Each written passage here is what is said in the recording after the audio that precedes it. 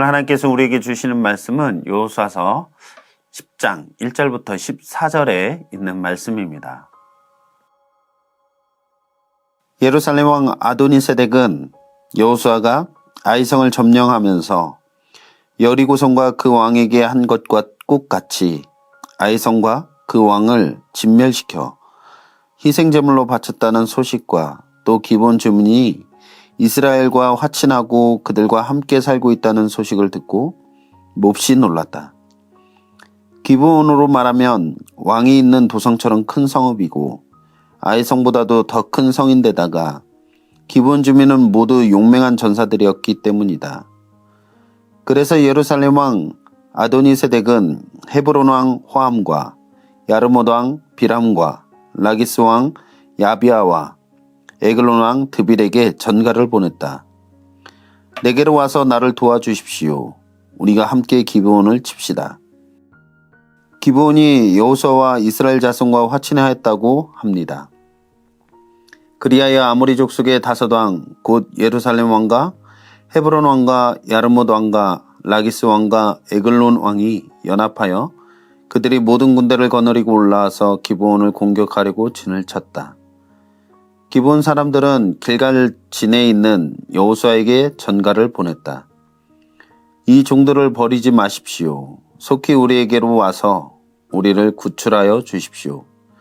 우리를 도와주십시오. 산간지방에 거주하는 아모리 왕들이 연합군을 이끌고 우리를 공격하였습니다.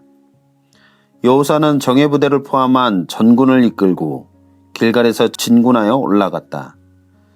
그때 주님께서 여호수아에게 말씀하셨다. 그들을 두려워하지 말아라. 내가 그들을 너희 손에 넘겨주었다. 그들 가운데서 한 사람도 너를 당해낼 수 없을 것이다.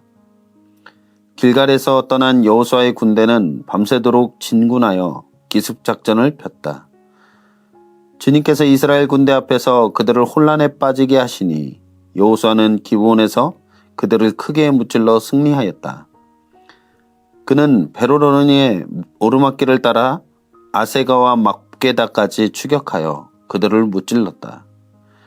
그들이 이스라엘 군대 앞에서 도망하여 베로론의 내리막길에 이르렀을 때에 주님께서 거기서부터 아세가에 이르기까지 하늘에서 그들에게 큰 우박을 퍼부으셨으므로 많은 사람이 죽었다. 우박으로 죽은 자가 이스라엘 자손의 칼에 찔려서 죽은 자보다 더 많았다. 주님께서 아모리 사람들을 이스라엘 자손에게 넘겨주신 날에 여호수아가 주님께 아뢰었다. 이스라엘 백성이 보는 앞에서 그가 외쳤다. 태양아 기브온 위에 머물러라. 달아 아얄론 골짜기에 머물러라. 백성이 그 원수를 정복할 때까지 태양이 멈추고 달이 멈추어 섰다. 야살의 책에 해가 중천에 머물러 종일토록 지지 않았다고 한 말이 바로 이것을 두고 한 말이다. 주님께서 사람의 목소리를 이 날처럼 이렇게 들어주신 일은 전에도 없었고 뒤에도 없었다. 주님께서는 이처럼 이스라엘을 편들어 싸우셨다. 사랑하는 우리 미랄교회 모든 성도 여러분들, 우리가 종종 이런 말을 많이 하는 것 같습니다. 인생은 매일이 전투의 삶이다. 우리는 매일 하루하루가 치열함 속에서 매일 전투하는 것 같은 수많은 문제 앞에 나아가는 그런 삶을 살아가고 있습니다. 캐나다에 처음 이렇게 왔을 때에도 캐나다의 상황이 경제적으로 많이 어려웠던 시기라고 들은 것 같았는데 지금은 더 나빠진 상황 가운데 있고, 물론 역사상 경기가 좋았던 때는 없었다 싶을 정도로 항상 불안한 뉴스와 불안한 경기 상황이 있었던 것 같지만 말이죠. 우리가 살아가는 현실은 매일이 생존을 위해 힘겨운 싸움을 싸워나가고 있는 것이 현실입니다. 보이는 현실의 벽도 너무 크게 느껴지는데 우리가 겪는 문제는 보이지 않는 것들과도 끊임없이 싸움을 하고 있다는 것에 있습니다. 우리의 일상 가운데서 우리가 삶을 살아가는 생존 경쟁, 또 건강검진의 결과를 또 기다려야 하는 그 불안한 마음들, 우리 관계가 틀어질까봐 조마조마한 마음, 가장으로서의 책임감, 경제적인 압박이나 미래에 대한 실체 없는 두려움 등 우리는 여전히 보이지 않는 것들과도 매일 전쟁을 치르고 있습니다. 그런데 이 전쟁은 한 번 끝나는 싸움이 아닙니다. 매일 반복되는 싸움입니다. 바로 여호수아도 그러했던 것 같습니다. 그의 전쟁은 가나안 땅을 차지하는 한 번의 승리가 아니라 계속되는 전투의 연속이었죠. 여호수아 10장은 가나안 남부 연합군과의 전투입니다. 기브온과의 언약 때문에 생긴 사건이었는데, 기브온이 이스라엘과 언약을 맺자 가나안 남부의 다섯 왕들이 두려워했고 동시에 분노를 하게 되었습니다. 1절과 2절의 초반부에 이렇게 말하고 있죠. 기브온 주민들이 이스라엘과 화친하고 그들과 함께 살고 있다라는 소식을 듣고 몹시 놀랐다.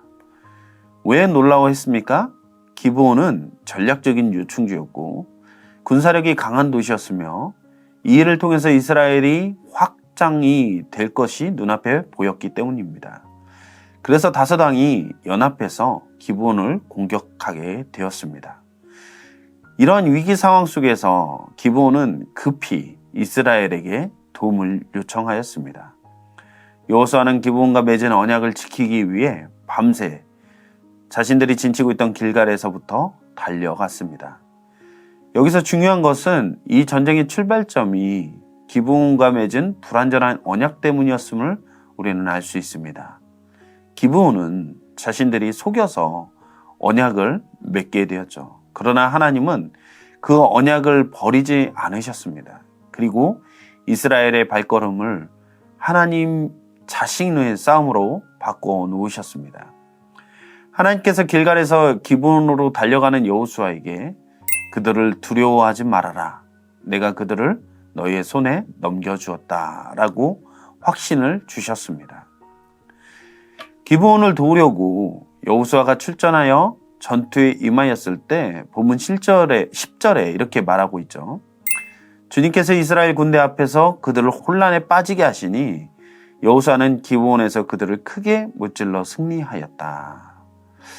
전쟁을 위해 이스라엘이 나아갔지만 승리는 앞서 행하시는 하나님께서 만들어내셨음을 우리는 알 수 있습니다. 하나님이 개입하시는 방식은 이렇죠. 먼저 여호수아에게 찾아와 말씀하시며 두려움을 제거하시고 마음을 붙들어 주셨습니다. 이스라엘에게 패배의 공포를 몰아내신과 동시에 적들에겐 큰 혼란을 주셨죠. 다섯 왕의 군대가 스스로 무너질 수밖에 없게 하시고 또한 초자연적인 역사를 통해서 우박으로 대적을 꺾어 주셨습니다. 우박으로 죽은 자가 이스라엘 자손의 칼에 찔려 죽은 자보다 더 많았다라는 11절의 말씀을 보면 알 수 있습니다. 이처럼 기적과 같은 방식으로 하나님께서 승리케 하신 목적은 단순히 기적을 보여주시려는 것이 아니라 하나님께서는 초자연적인 힘을 발휘하셔서 이 전쟁을 승리로 이끄실 만큼 그 언약에 신실하신 분이심을 하나님의 백성들과 맺은 언약은 반드시 하나님께서 이루시는 분이심을 알게 하기 위해서이었습니다. 여호수아는 자신들을 속여 언약을 체결했던 기브온의 부름을 듣고 즉시 움직였습니다. 밤새 정예 군대를 이끌고 길갈에서부터 약 32km 정도 떨어진 기브온으로 달려갔습니다. 믿음의 발걸음은 타이밍을 놓치지 않는 순종에서 시작됩니다. 그러한 때에 하나님이 길을 여시는 거죠. 그리고 12절부터 14절에 보니까 놀라운 장면이 펼쳐지죠. 여호수아가 해와 달을 멈추게 하는 장면입니다. 해는 멈춰 있고 달도 멈추었습니다. 하나님께서 자기 백성이 감당해야 할 싸움을 끝까지 감당할 수 있도록 필요한 방식으로 시간을 붙들고 계심을 알 수 있습니다. 기적은 어떤 방식으로 일어났느냐라기보다 더 중요한 것은 기적을 일으키신 이유입니다. 하나님께서 이 언약을 이루시기 위해서 하나님 자기 백성의 걸음을 멈추시지 않도록 자기의 능력을 드러내 주신 것입니다. 오늘 우리는 하나님의 백성으로 택하심을 입은 성도입니다. 우리가 살아가는 모든 시간 가운데 마주하는 모든 문제는 우리의 문제만이 아니라 하나님께서 함께 하시는 것이기 때문에 우리는 승리할 수 있습니다. 우리가 만난 싸움은 무엇입니까? 마음의 두려움, 관계에서 오는 상처, 경제적인 압박, 사역적 부담, 가정의 문제, 혹은 스스로 설명하기 어려운 정신적인 고통. 하나님은 이렇게 말씀하십니다. 너의 싸움이 아니라 내 싸움이다. 그러므로 우리가 해야 할 일은 하나님이 맡으시는 싸움에 즉각적인 순종을 통해서 발걸음을 내딛는 것일 것입니다. 여호수아처럼 즉시 순종하는 것이 하나님의 싸움을 경험하게 하는 첫걸음인 것이죠. 오늘 하루 용서를 미루고 있었던 관계가 있다면 한 걸음 나아가고 또 기도를 내려놓았던 자리에 또 한 걸음 나아가며 포기했던 일을 다시 붙드는 것, 이 작은 순종을 내디딜 때 하나님은 우리에게 하나님의 능력을 경험케 하실 것입니다. 우리는 능력이 부족하지만 하나님은 능력이 있으신 분이시죠. 우리는 흔들리지만 하나님은 변함이 없으십니다. 우리는 두려워하지만 하나님은 담대함을 우리에게 주십니다. 승리는 우리의 믿음의 크기에 따라 오는 것이 아니라 언약을 지키시는 하나님의 그 신실함에서 오는 것입니다. 여호수아의 싸움은 이스라엘 군 사력으로 승리한 것이 아닙니다.